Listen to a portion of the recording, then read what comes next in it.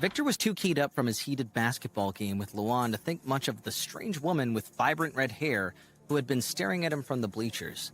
As far as he was aware, he had never met her. He certainly had no idea that he was looking into the piercing green eyes of his wife, Ruby. Instead, he was focused on the tall blonde man behind her, Cornelio Funar, the noble vampire, Luan's master. Why did that vampire look at me with such rage? It was just one basketball game where I humiliated his slave. Victor shook his head. Noble vampires are beings with egos the size of the world. Before returning home, Victor waited for Cornelio in a shadowy stretch against the wall of the quad. He knew vampires couldn't walk in the sunlight and figured he would leave the building sooner or later. Victor waited for a few minutes, but when he realized he wasn't going to come, he lost interest. Before leaving, he used his vampire vision to scan his surroundings. No vampires, only humans for several miles. With a sigh, he departed the shadows and left campus.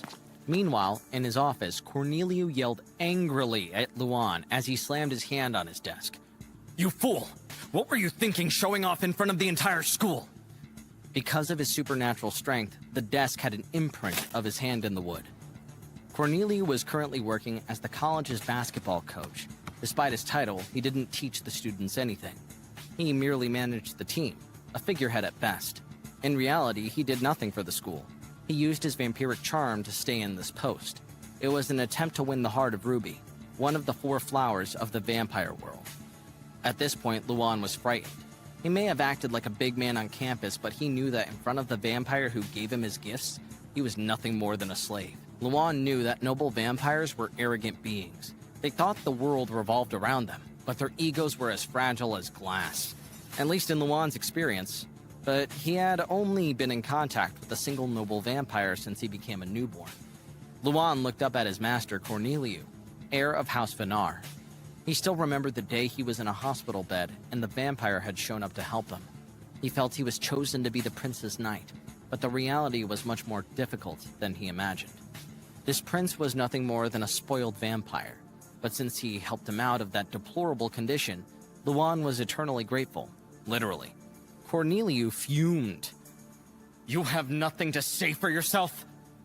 Luan remained silent. He knew that no matter what he said, he would suffer the punishment. When you endure incessant torture for so long, you get used to it. As long as his master wasn't touching his family, a little torture was nothing to him. Cornelio chewed his fingernails as he racked his brain. This was a habit he had since he was a child. Finally, he perked up and looked down at Luan. "I'll save your punishment for later. But first, we must kill that newborn." Cornelio's logic was simple. Get rid of the showboating Victor and he would be free to court Violet. Luan opened his eyes wide. Why? Why should we kill him? Despite being a vampire for over a year, Luan still hadn't killed a soul. He always just drank his master's blood. Cornelio screamed with a menacing face. "Are you questioning me? If I say do something, you do it. Don't forget your position here." Luan stammered. Yes, master." Cornelio rattled with irritation at the thought of a newborn having stolen one of the flowers of the vampire world. Violet had always been an object of desire for all young noble vampires. She was beautiful and connected to one of the rarest bloodlines in the vampire world. He simply couldn't accept that a humble newborn had decided to steal his most prized possession. Cornelio grumbled to himself. "Just wait, you little slave. I'm going to turn you into dog food." Victor arrived home to see that Violet had made a huge basement in his house.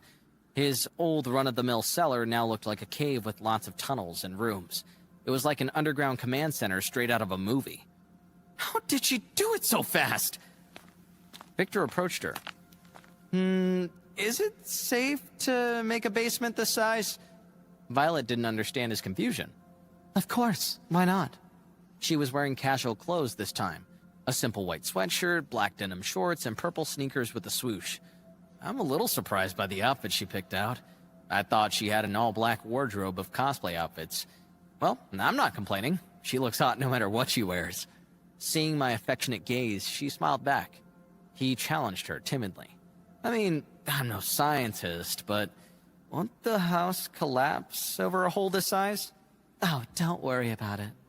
Violet clapped her hands lightly, and soon Victor felt someone approaching.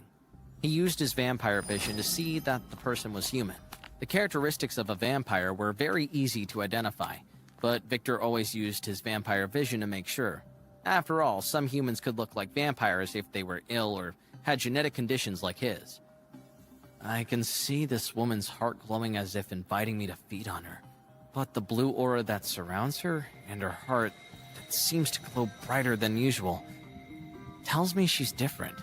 The woman had short black hair with golden eyes. She wore a casual outfit consisting of a white shirt with a beach photo stamped on her chest, simple khaki shorts, and a basic pair of sandals. She looked a little shorter than Kaguya. Violet wrapped her arms around Victor, possessively. Darling, meet June. And June, meet my husband, Victor. June flashed a peace sign with their fingers. Yo, can you stop looking at me with those red eyes? I'm feeling a little threatened. Victor closed his eyes for a moment, and his vision returned to normal. Sorry about that, it's just a bad habit of mine. He studied her. She smiled. Don't worry, it's all love. She spun to face Violet. Lady Violet, I'm still waiting on my payment. You can deposit it in my account with the same amount as always. Violet rolled her eyes. I know, $1 million, right? June nodded. Yes, indeed. Victor almost choked at that dollar amount. Just how much money does my wife have? June made a few gestures with her hands, and soon the basement began to transform. Black tiles covered the floor, and several wooden coffins appeared in the bedrooms. The walls turned a pale white color, and bricks popped out of thin air. Like a magic trick, the basement that once looked like a cave now looked like the interior of a mansion. Victor scratched his head. To my knowledge, there's only one group of beings that could do what this woman just did. You're a witch. June's satisfied smirk quickly turned into a happy, joyful smile. Violet spoke with elegance. Indeed, June is a witch I hired when I arrived in the U.S.